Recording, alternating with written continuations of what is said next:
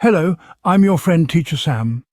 Today, I will teach you the best way to give convincing answers in the IELTS Speaking Test, Part 1. Our first question is, can you tell me about your hometown? The key here is to paint a vivid picture with your words. For example, you might say, my hometown is a charming city nestled in the heart of the mountains. It's known for its vibrant art scene and bustling farmers' markets.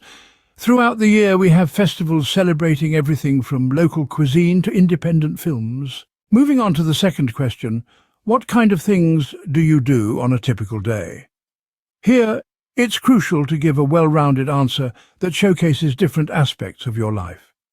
You might say, on a typical day, I start with a brisk morning jog, followed by breakfast and work.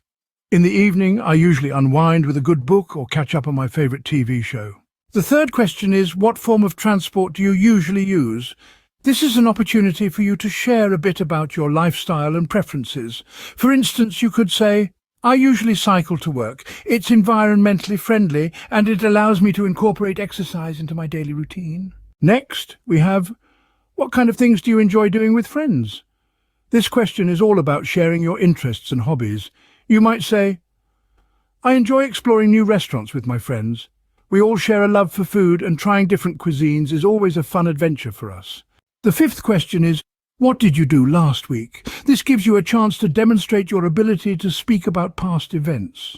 You could answer, last week I attended a local music festival. It was a fantastic experience filled with great music and delicious food. Finally, what are your plans for after this test? This is your opportunity to share your aspirations and goals. You could say, after this test I plan to apply to universities to pursue my master's degree in computer science. To summarize, the key to giving convincing answers in the IELTS Speaking Test Part 1 is to be descriptive, share personal experiences, and showcase your interests and aspirations.